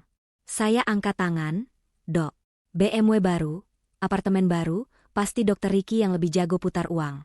Maaf, Dok. Saya baru bayar DP rumah anak, lagi cekak banget. Sukses ya, Dok, investasinya. Telepon ditutup. Ricky menggeram tertahan. Mereka semua mengira dia kaya raya. Ironis sekali, kesombongan yang ia bangun selama setahun kini menjadi bumerang yang menghalangi pertolongan. Ia mencoba menelepon 2 dokter lain. Jawabannya serupa. Maaf, Dok. Lagi nggak ada. Putus asa, Ricky menelan harga dirinya yang terakhir. Ia membuat janji temu dengan direktur rumah sakit. Ia harus mengakui penyakitnya. Mungkin pihak rumah sakit punya dana talangan darurat untuk staf terbaiknya. Di ruangan direktur yang dingin, Ricky menjelaskan situasinya, tanpa drama, hanya fakta medis. Direktur mendengarkan dengan penuh simpati. Dokter Ricky, saya sungguh prihatin. Ini kabar yang sangat mengejutkan. Tentu kami akan bantu maksimalkan klaim asuransi Anda. Tapi, Pak, asuransi hanya menanggung 300 juta. Saya butuh 3 miliar. Apakah rumah sakit tidak bisa meminjamkan? Saya bisa potong gaji 10 tahun, 20 tahun, saya tidak peduli. Pinta Ricky, nada arogansinya hilang total. Direktur itu menggeleng pelan. Dokter Ricky, kami ini institusi medis, bukan bank. Kami tidak punya alokasi dana sebesar itu untuk pinjaman pribadi staf. Sekalipun itu Anda. Aturan kami ketat. Bantuan 300 juta dari asuransi itu sudah maksimal. Sisanya, saya sarankan Anda mungkin bisa, menggunakan aset pribadi Anda dulu, mobil Anda, apartemen Anda. Tamparan itu terasa lebih keras daripada diagnosis Dokter Bayu. Aset. Lagi-lagi aset. Ricky keluar dari ruangan direktur dengan kaki gemetar. Ia resmi terpojok. Tidak ada teman, tidak ada kolega, tidak ada institusi, tidak ada aset. Ia sendirian. Hari-hari berikutnya terasa seperti neraka. Ricky terpaksa mengambil cuti medis. Pihak manajemen rumah sakit menyetujuinya dengan cepat, terlalu cepat, seolah mereka lega menyingkirkan dokter yang tangannya bermasalah. Rumor mulai menyebar liar. Gejala Ricky memburuk. Pagi itu, ia terbangun dan pandangan mata kirinya sedikit kabur di bagian tepi. Seperti ada selaput tipis yang menghalangi. Penyakit itu tidak menunggu. Ia duduk di ruang tengah apartemennya yang gelap. Gorden mahal itu ia tutup rapat. Bu Leni mengurung diri di kamarnya, entah menangis atau tidur, Ricky tidak peduli. Ia menatap ponsel di tangannya. Daftar kontaknya terasa begitu penuh, namun begitu kosong. Ia mulai menghapus nama-nama, Jeng Ratna, blokir, Dokter Ivan, penjilat, Fania, mata duitan. Ia menghapus puluhan nama. Layar ponselnya kini hanya menyisakan nama-nama yang esensial. Keluarganya yang di kampung, yang tidak mungkin punya uang, dan tangannya berhenti menggulir saat sampai di huruf S. Siska. Nama itu terdiam di sana. Siska. Sahabat Weni. Satu-satunya orang yang mungkin tahu di mana Weni berada. Weni mantan istrinya yang biasa saja. Weni yang ia campakan karena tidak setara. Weni yang ia hina dengan ganti kendaraan. Weni yang selama 5 tahun menjadi penyedia dana tanpa syarat untuknya. Rasa malu yang luar biasa membakar wajah Ricky. Menghubungi Siska adalah pilihan paling hina. Itu adalah pengakuan kalah paling telak. Itu adalah bukti bahwa ia telah gagal total. Tapi di sisi lain, Weni adalah satu-satunya orang di dunia ini yang pernah memberinya segalanya tanpa pamrih. Ia teringat kata-kata terakhir Weni di restoran itu, kalian berdua akan menyesali ini. Penyesalan itu kini hadir. Bukan lagi sekadar rasa bersalah, tapi penyesalan yang konkret, yang mencekik, yang datang dalam bentuk vonis kebutaan dan kelumpuhan. Ia menatap nama, Siska, di layarnya. Tangannya gemetar hebat. Gemetar karena penyakitnya, dan gemetar karena putus asa. Ia tidak punya pilihan lain. Keberanian Ricky yang selama ini ia banggakan, yang ia gunakan untuk menghina Weni, yang ia pakai sebagai tameng kesombongan di rumah sakit, kini menciut menjadi sekecil debu. Ia menatap nama, Siska, di layar ponselnya selama hampir 1 jam. Tangannya, yang kini gemetarannya semakin sulit dikendalikan, berulang kali terangkat untuk menekan tombol panggil, lalu turun lagi. Setiap kali ia nyaris menekan, telinganya seolah mendengar kembali tawa sinis Bu Leni dan suaranya sendiri yang angkuh, kita sudah tak setara lagi. Rasa malu itu terasa seperti asam lambung yang naik membakar kerongkongannya. Menghubungi Siska adalah bendera putih. Itu adalah pengakuan bahwa Weni, wanita, biasa, yang ia buang, adalah satu-satunya harapan terakhirnya. Sementara ia ragu, mata kirinya kembali berdenyut. Bayangan buram di tepinya terasa semakin tebal. Ketakutan akan kebutaan jauh lebih menusuk daripada rasa malu. Ia menarik napas tajam. Persetan dengan harga diri. Ia menekan tombol panggil. Nada sambung berbunyi sekali. 2 kali. 3 kali. Tepat saat Ricky mengira Siska tidak akan mengangkatnya, panggilan itu terhubung. Tidak ada suara halo. Hanya keheningan yang dingin. Halo, suara Ricky serak. Halo, Siska? Terdengar helaan napas sinis di seberang sana. Hebat. Ternyata kamu masih simpan nomorku, Dr. Ricky Pratama yang terhormat. Suara Siska terdengar begitu tajam dan penuh kebencian, membuat nyali Ricky semakin ciut. Yes. Siska, aku minta maaf ganggu malam-malam. Minta maaf? Siska tertawa. Tawa yang sama sekali tidak terdengar ramah. Sudah setahun lebih kamu membuang sahabatku seperti sampah. Dan sekarang kamu meneleponku untuk minta maaf? Agak terlambat, menurutmu? Bukan itu. Ricky mengusap wajahnya yang berkeringat dingin. Aku cuma mau tanya kabar Weni. Tawa Siska berhenti seketika. Hening sejenak, digantikan oleh nada suara yang sangat berbahaya. Kamu tanya apa? Kabar Weni? Setelah setahun kamu tidak peduli dia hidup atau mati? Kamu serius? Otakmu yang sudah jadi dokter itu masih berfungsi, kan? Siska, tolong. Ricky memohon, nada arogansinya hilang total, berganti dengan keputusasaan yang kentara. Aku benar-benar perlu bicara dengannya. Ini penting. Ini soal hidup dan mati. Hidup dan mati. Siska mendengus. Hidup dan mati siapa? Kamu? Kenapa? Uangmu habis? Mau minta dibiayai lagi untuk sekolah spesialis? Atau mungkin, kamu sakit? Kamu kena karma, Ricky? Tebakan Siska yang tepat sasaran itu terasa seperti tamparan keras. Ricky terdiam, tidak bisa membantah. Aku tahu, seru Siska, suaranya naik. Pasti kamu kena masalah, kan? Sudah kuduga. Kamu dan ibumu itu benalu. Kalian pikir Weni itu bank berjalan yang bisa kalian datangi setiap kali kalian butuh uang? Bukan begitu, SIS. Tolong dengarkan aku. Ricky mulai panik. Aku tidak mau dengar apa-apa, potong Siska. Dengar ya, Ricky. Weni sudah bahagia. Dia sudah membangun hidupnya lagi dari nol, hidup yang kamu hancurkan. Dia sudah melupakan benalu parasit seperti kamu dan ibumu.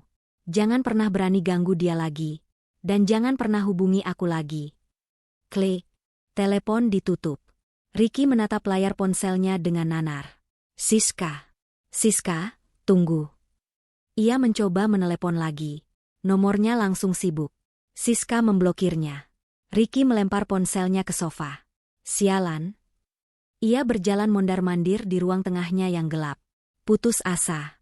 Siska adalah satu-satunya jalannya. Dan jalan itu baru saja ditutup. Bu Leni keluar dari kamarnya dengan wajah sembab. Gimana, Ricky? Dapat pinjaman? Diam, Bu, bentak Ricky. Ini semua juga gara-gara ibu. Kalau ibu tidak terus meracuniku, mungkin Weni masih mau memaafkanku.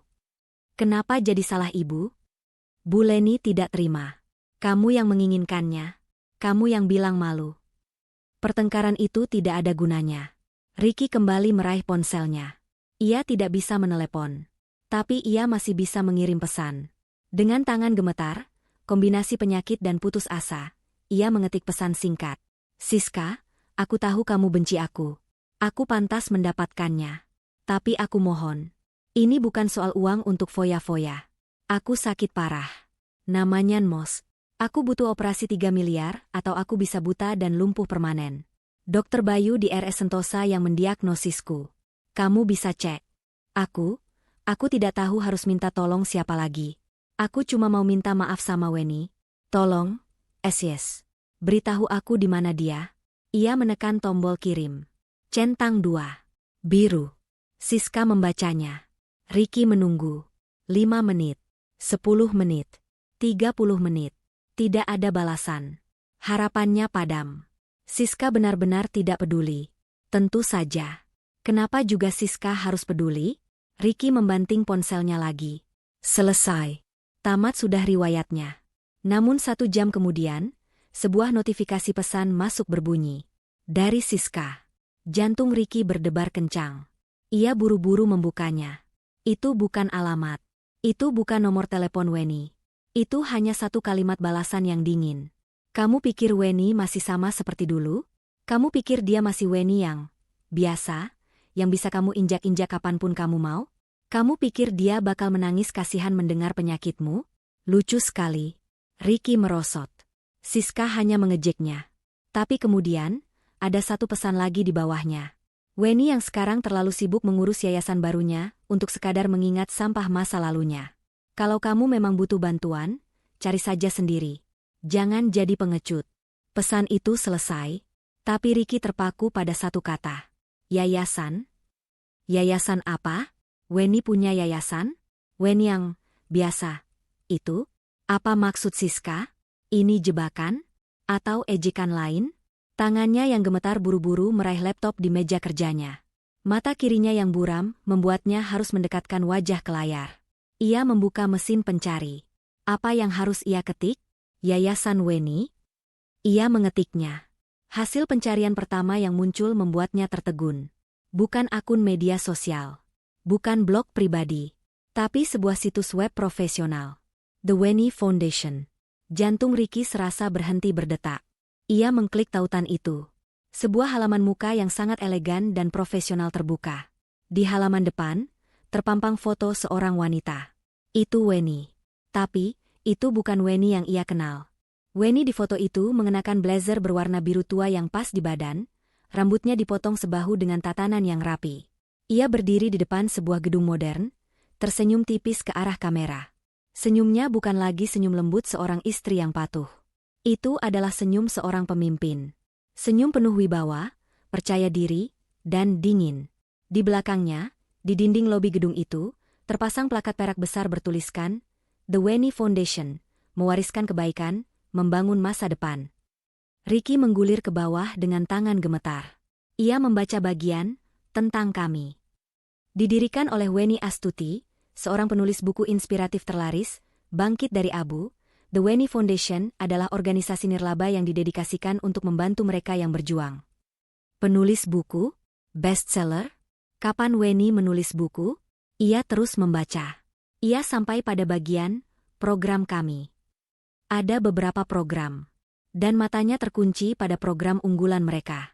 Beasiswa Pelita Cendekia, bantuan dana pendidikan penuh dan biaya operasi darurat untuk mahasiswa kedokteran berprestasi yang kurang mampu.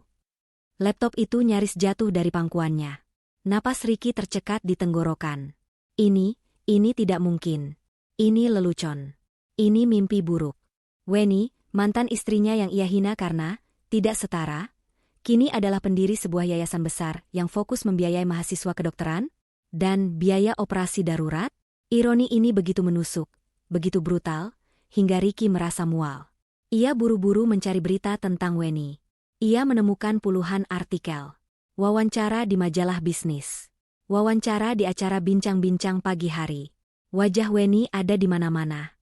Weni Astuti, mengubah patah hati menjadi aksi nyata. Dari royalti buku miliaran, Weni Foundation siap cetak ratusan dokter baru. Ricky menatap layar laptopnya, lalu menatap tumpukan surat tagihan utang di mejanya. Ia memegangi mata kirinya yang mulai berdenyut sakit. Siska benar. Weni sudah bukan Weni yang dulu. Dia adalah seseorang yang jauh di luar jangkauannya. Dia adalah seseorang yang memegang kunci untuk semua masalahnya. Dan dia adalah orang yang paling Ricky sakiti di dunia ini. Layar laptop itu masih menyala, memancarkan cahaya kebiruan yang dingin di ruang tengah apartemen yang gelap. Wajah Weni yang tersenyum penuh wibawa dari halaman situs, The Weni Foundation, terasa seperti tamparan yang lebih keras daripada diagnosis Dr. Bayu. Ricky tidak tidur semalaman. Ia hanya duduk membeku, menggenggam hasil MRI-nya di satu tangan, sementara tangan lainnya gemetar tak terkendali. Mata kirinya kini terasa sangat tidak nyaman. Pandangannya semakin menyempit. Penyakit itu tidak memberinya waktu untuk berpikir. Ironi dari situasi ini begitu kejam, begitu sempurna. Wanita yang ia buang karena dianggap tidak setara, kini adalah satu-satunya orang di planet ini yang secara spesifik mendedikasikan hidupnya untuk membantu kasus-kasus seperti dirinya.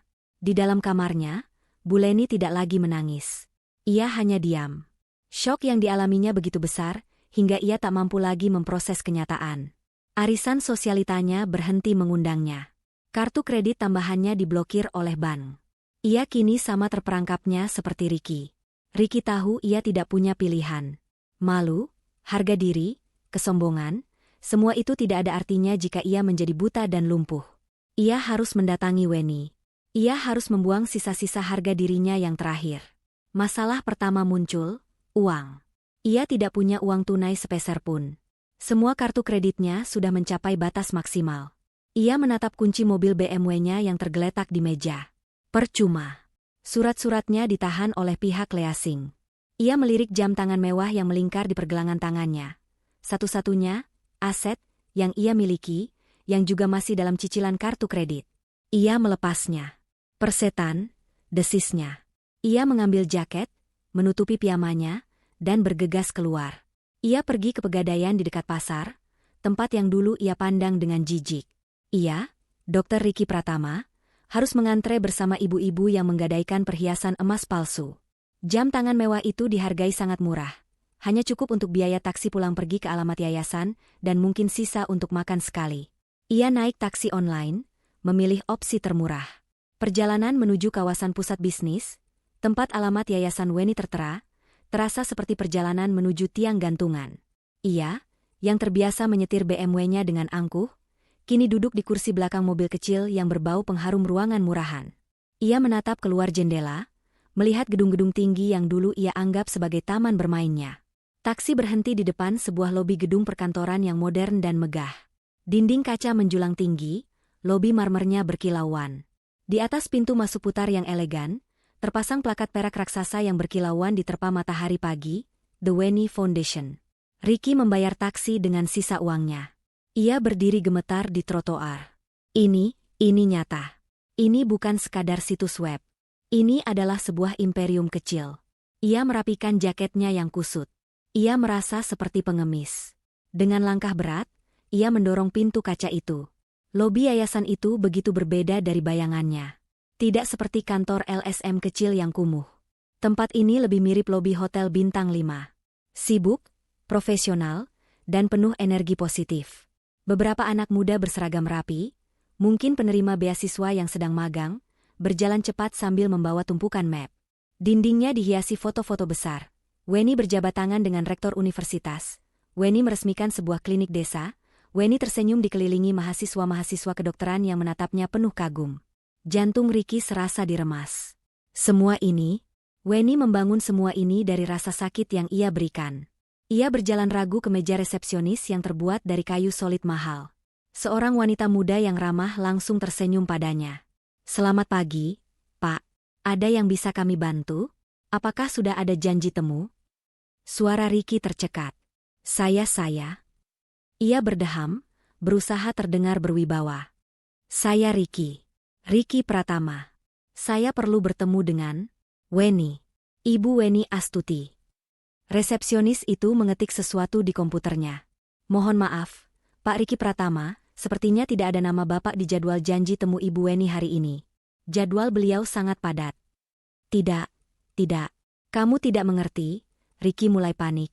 Ia maju selangkah, suaranya sedikit meninggi. "Ini darurat. Ini personal. Bilang padanya, ini Ricky. Dia pasti mau bertemu saya." Resepsionis itu tersenyum, senyum profesional yang kini terasa seperti tameng baja. "Mohon maaf sekali, Pak. Saya tidak bisa mengganggu rapat beliau jika tidak ada janji temu sebelumnya. Mungkin Bapak bisa meninggalkan pesan, atau..." "Saya bilang ini darurat. Hidup dan mati," seru Ricky, nadanya mulai putus asa. Tangannya mulai gemetar hebat, dan ia terpaksa menyembunyikannya di dalam saku jaket. Beberapa orang di lobi mulai menoleh. Resepsionis itu tampak sedikit tegang, tangannya nyaris meraih gagang telepon untuk memanggil keamanan.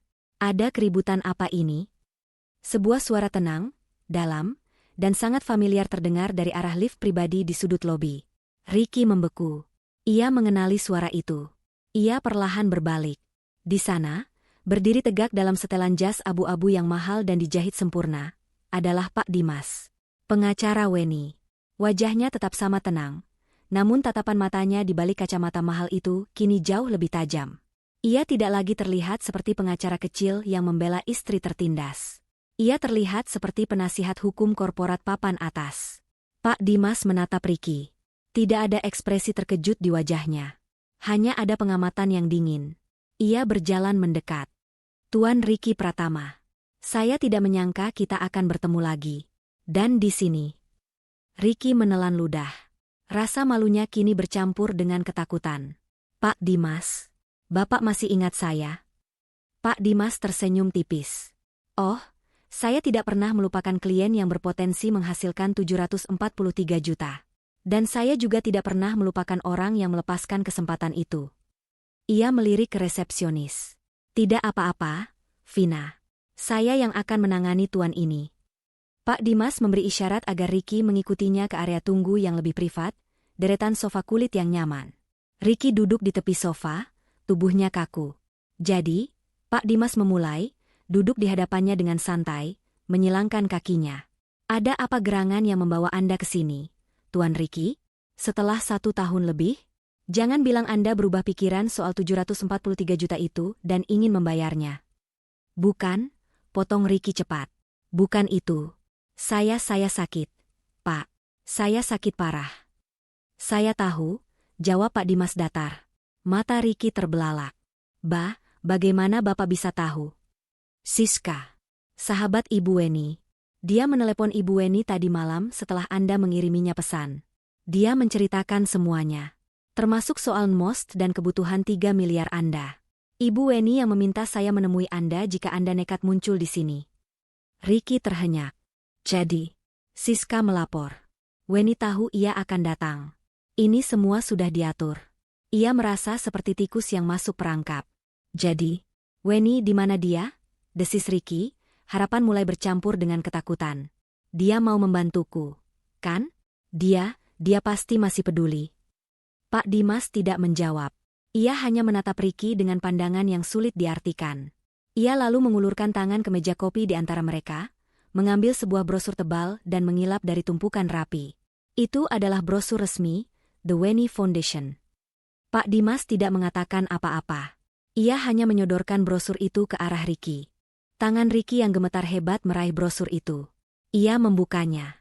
Di halaman kedua, terpampang jelas visi dan misi yayasan. Dan di halaman ketiga, program unggulan itu. Beasiswa Pelita Cendekia, bantuan dana pendidikan penuh dan bantuan biaya operasi darurat untuk mahasiswa kedokteran dan tenaga medis. Semuanya nyata. Tertulis hitam di atas putih.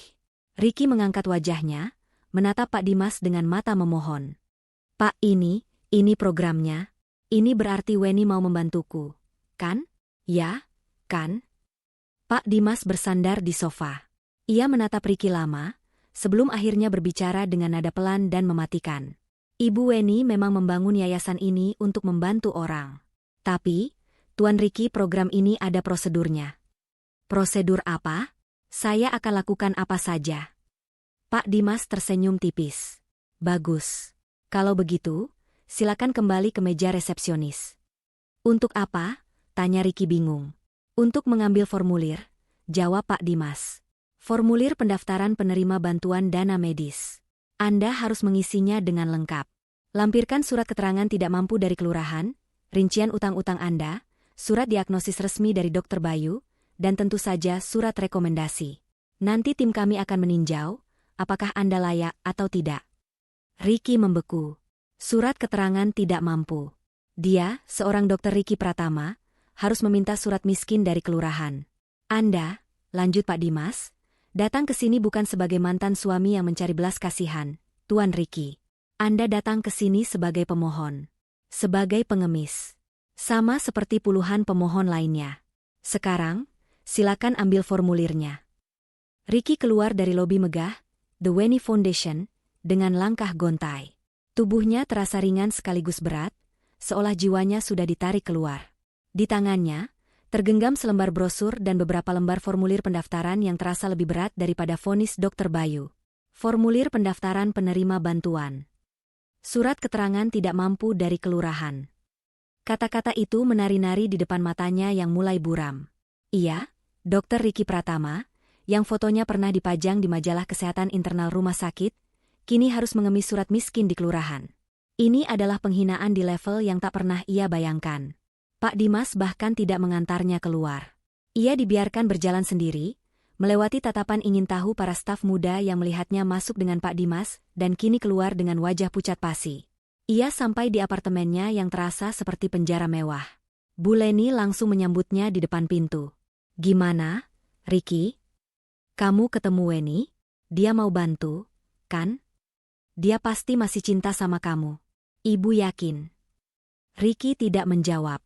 Ia berjalan lurus ke meja makan dan melempar formulir itu ke atas meja marmer. "Baca," desisnya. Bu Leni meraih kertas-kertas itu. Matanya membelalak saat membaca judul formulir itu. "Apa ini? Formulir? Kenapa pakai formulir segala? Dia kan mantan istrimu." Lalu matanya sampai pada daftar persyaratan. "Lampirkan surat keterangan tidak mampu dari kelurahan." Suara Bu Leni melengking. "Weni sudah gila. Dia mau mempermalukan kita. Dia mau kita mengemis. Dia sudah berhasil, Bu," teriak Ricky, suaranya pecah.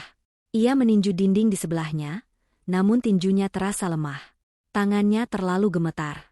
"Dia sudah berhasil membuatku jadi pengemis. Apa ibu pikir aku punya pilihan lain? Hah? Ibu mau aku buta? Ibu mau aku lumpuh di kursi roda sementara ibu mendorongku di apartemen ini, yang bulan depan akan disita bank?" Bu Leni terdiam. Wajahnya pucat. Realitas menghantamnya tanpa ampun. "Ambil tas ibu," perintah Ricky dingin. "Kita ke kantor kelurahan. Sekarang." "Tapi, Ricky, ibu malu."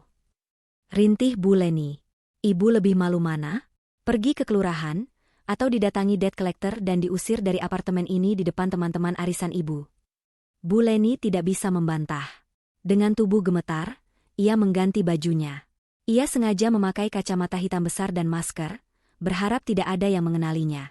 Perjalanan ke kantor kelurahan adalah perjalanan paling memalukan dalam hidup mereka.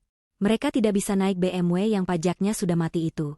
Mereka harus naik taksi online, yang berhenti tepat di depan gapura kelurahan yang catnya sudah kusam. Begitu masuk, semua mata memandang mereka. Staf kelurahan yang sedang sibuk mengetik, warga lain yang sedang antre BPJS gratis. Mereka adalah pemandangan yang sangat kontras. Bu Leni dengan tas bermerek KW yang disembunyikannya, dan Ricky, dokter muda yang wajahnya mulai dikenali warga sekitar, kini duduk di kursi tunggu plastik berwarna oranye yang retak-retak. "Loh, ini bukannya dokter Ricky yang tinggal di apartemen Puncak Jaya, ya?"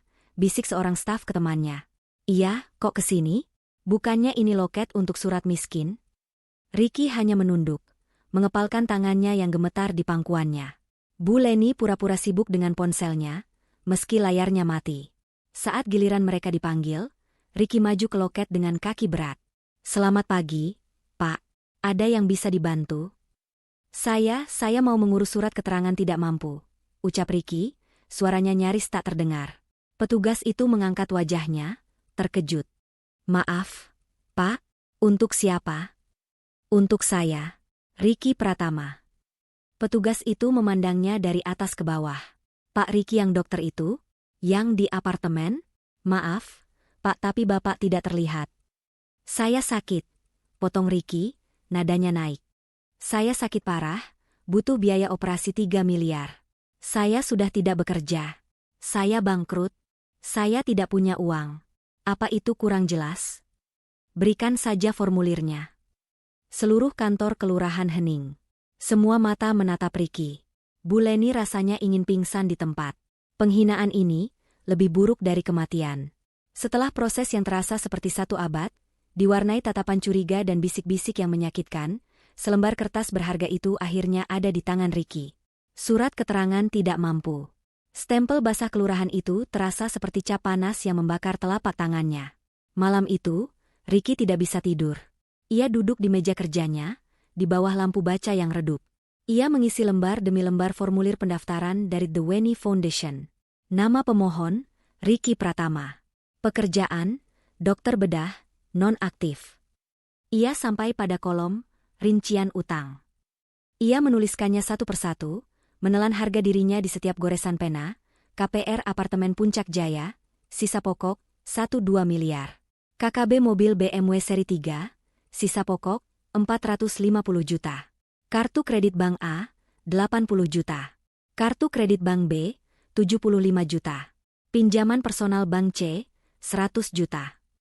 Totalnya melebihi 2 miliar rupiah. Di kolom, aset yang dimiliki, ia menulis satu kata, nihil. Ia melampirkan surat miskin itu, fotokopi semua tagihan utangnya, dan surat diagnosis dari Dr. Bayu. Sebuah proposal lengkap tentang kebangkrutan dan kegagalannya. Keesokan paginya, ia kembali ke gedung yayasan. Kali ini, penampilannya lebih menyedihkan. Ia tidak bercukur, matanya merah. Ia menyerahkan map tebal itu kepada resepsionis Vina, yang menerimanya dengan senyum profesional yang sama. Baik, Pak. Berkas Anda sudah kami terima. Tim peninjau kami akan memprosesnya. Mohon ditunggu. Ricky menunggu di lobi. 1 jam. 2 jam. 3 jam. Ia melihat orang-orang berlalu lalang. Ia melihat mahasiswa kedokteran yang ceria, yang mungkin dibiayai oleh Weni. Tepat saat ia mengira akan disuruh pulang, Pak Dimas muncul dari lift. Pak Ricky, Ibu Weni akan menemui Anda sekarang. Jantung Ricky serasa copot. Ini saatnya. Ia mengikuti Pak Dimas seperti domba menuju penjagalan. Mereka naik lift pribadi ke lantai tertinggi. Lantai penthouse. Pintu lift terbuka, langsung menuju sebuah ruangan kantor yang sangat luas. Dindingnya didominasi kaca, menyajikan pemandangan 180 derajat kota Jakarta. Di tengah ruangan itu, di balik meja kayu mahoni raksasa yang bersih, duduklah Weni. Ricky berhenti bernapas. Weni yang ia lihat kini bukan Weni di foto. Dia jauh lebih berkuasa. Rambutnya disanggul modern yang rapi. Ia mengenakan blus sutra berwarna zamrud yang elegan. Wajahnya dipoles riasan tipis namun tegas. Ia sedang membaca sesuatu di layar komputernya. Ia tidak langsung mendongak saat Ricky dan Pak Dimas masuk. Ibu, Pak Ricky sudah di sini, kata Pak Dimas pelan. Weni menyelesaikan apa yang ia baca. Lalu, ia mengangkat kepalanya perlahan. Mata itu yang paling berubah. Dulu mata itu penuh cinta, penuh pemujaan. Kini, mata itu dingin, tenang, dan tajam seperti mata elang. Tidak ada cinta, tidak ada benci. Hanya kalkulasi. Silakan duduk, Pak Ricky, kata Weni. Suaranya datar. Bukan, Mas Ricky. Tapi, Pak Ricky. Ricky duduk di kursi kaku di depan meja Weni. Ia merasa seperti terdakwa. Pak Dimas berdiri diam di sudut ruangan. Saya sudah meninjau berkas permohonan Anda. Weni memulai, suaranya tenang, seolah sedang membahas laporan cuaca. Ia mengambil map Ricky yang tadi diserahkannya. Diagnosis NMOS dari Dr. Bayu, valid, progresif. Kebutuhan dana 3 miliar, kami sudah verifikasi ke rumah sakit di Singapura. Angkanya akurat. Weni membuka lembar berikutnya. Dan rincian utang Anda. Total pukul 25 miliar. Sangat impresif. Anda berhasil menghabiskan uang sebanyak itu hanya dalam 1 tahun. Wajah Ricky memerah karena malu. Weni. Ricky tidak tahan lagi. Ia harus memohon. Wen aku minta maaf. Aku tahu aku salah.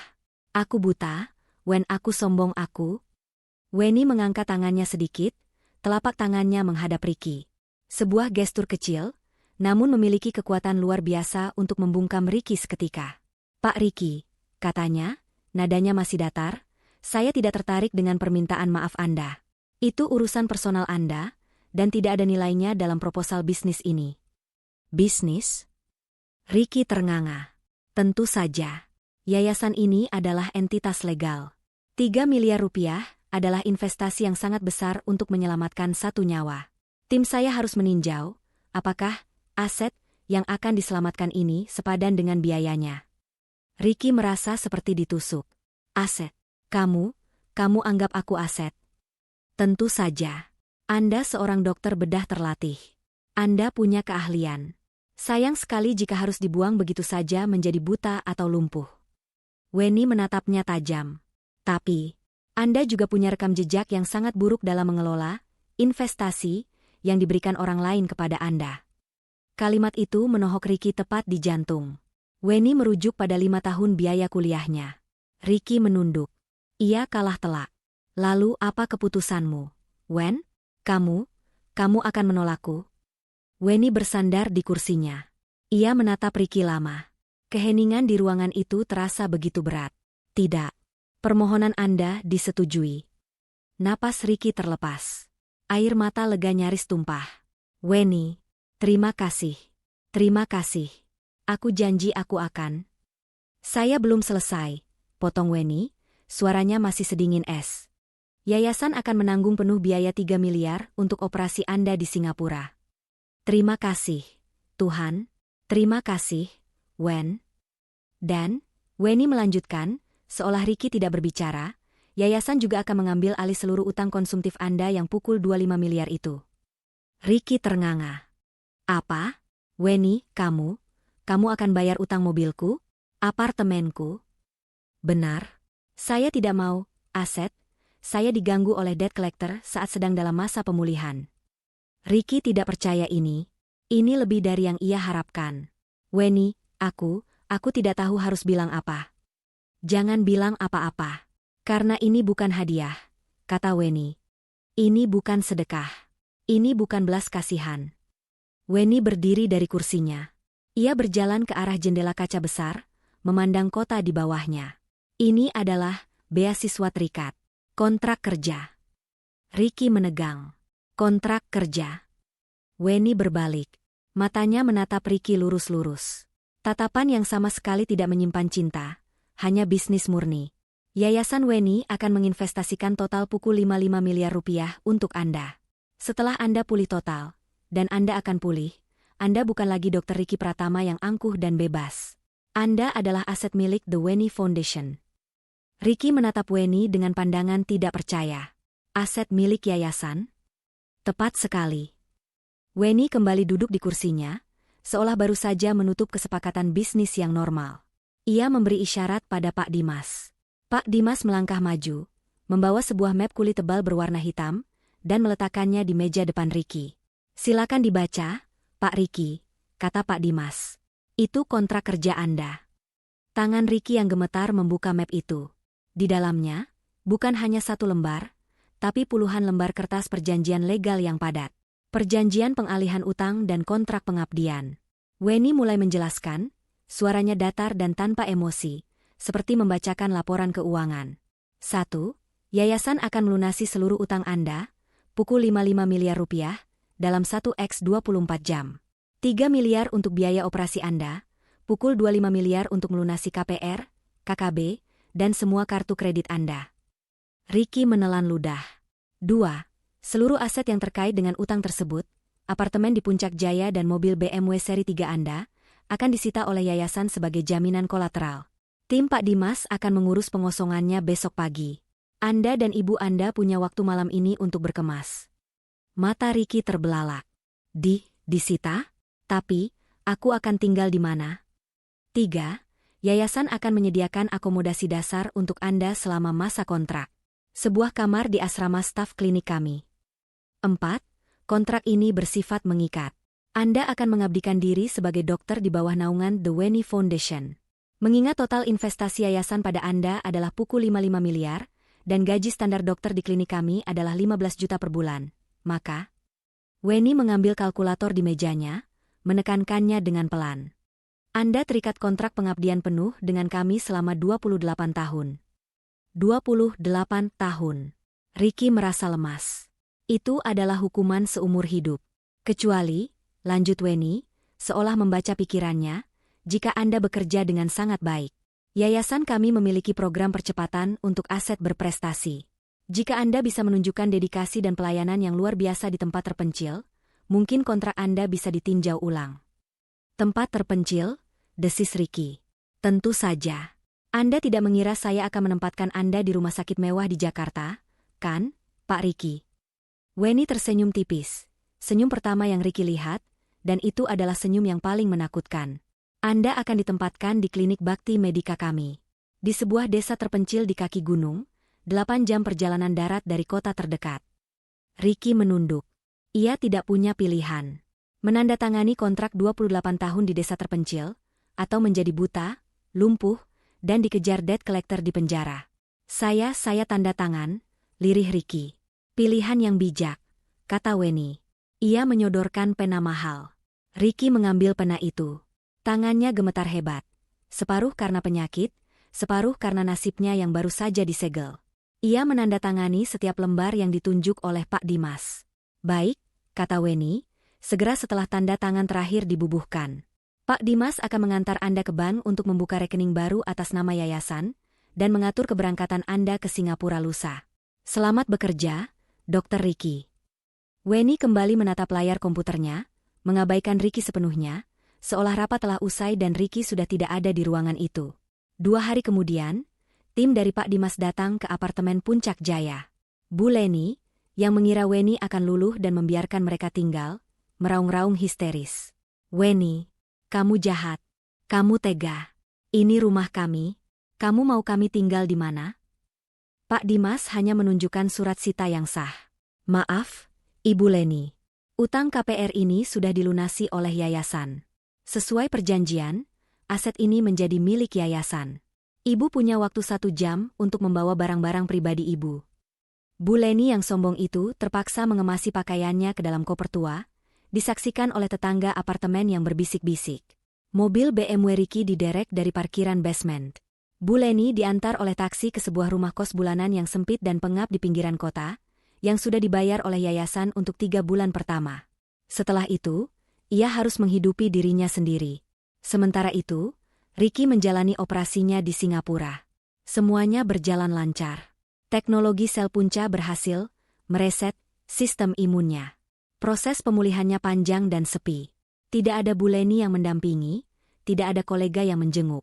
Hanya ada perawat yang dibayar oleh yayasan. 2 bulan kemudian, Ricky kembali ke Indonesia. Ia sudah pulih total. Tangannya tidak lagi gemetar. Pandangannya kembali jernih.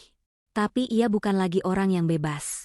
Ia dijemput di bandara oleh staf yayasan, diberi seragam, kemeja batik sederhana dengan logo The Weni Foundation, dan langsung diantar ke terminal bus antar kota.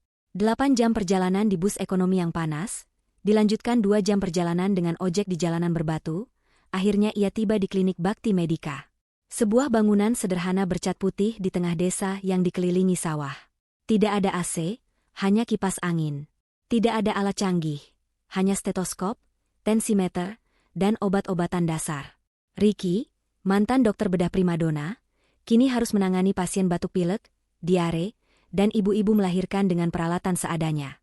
Awalnya ia marah, benci, dan merasa terhina. Namun, ia tidak punya pilihan. Setiap hari ia bekerja di bawah pengawasan kepala klinik yang tegas. Di Jakarta, Bu Leni menderita. Uang 3 bulan habis. Ia terpaksa menjual tas-tas KW-nya. Ia, yang dulu menghina Weni, kini harus bekerja serabutan, membantu di warung makan tetangga, mencuci piring hanya untuk bisa makan. Setiap kali ia melihat berita di televisi dan wajah Weni muncul sebagai filantropis terkemuka, Bu Leni hanya bisa menangis dalam penyesalan yang tak berujung di kamar kosnya yang sempit. 6 bulan berlalu. Ricky mulai terbiasa. Ia mulai menemukan sesuatu yang hilang dari hidupnya, ketulusan.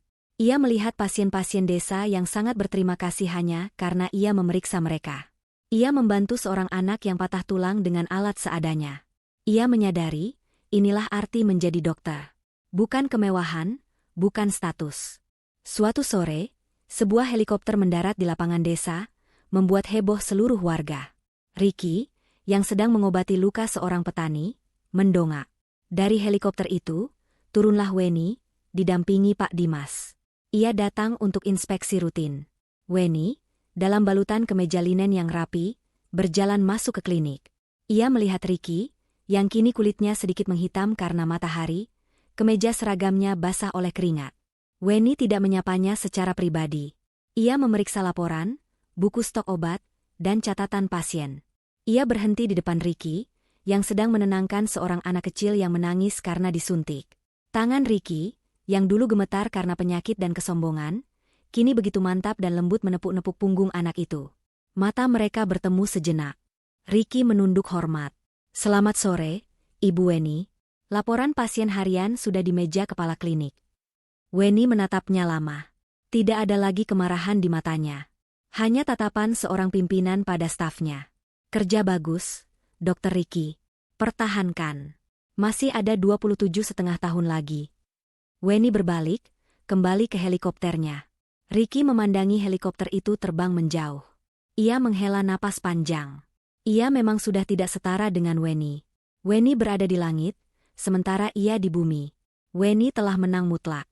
Ia tidak hanya mengambil kembali uangnya. Ia tidak hanya membalas dendam. Ia telah mengambil hidup Ricky, menghancurkannya, lalu membangunnya kembali sesuai versinya. Seorang dokter yang mengabdi, bukan seorang suami yang angkuh. Weni telah berhasil mewariskan kebaikan, dengan cara yang paling menyakitkan sekaligus paling adil. Pesan moral singkat. Kesombongan adalah utang yang bunganya paling besar. Ia akan menagih saat kita paling tidak siap. Sementara ketulusan adalah investasi. Ia akan kembali berlipat ganda, seringkali dalam bentuk yang tak terduga.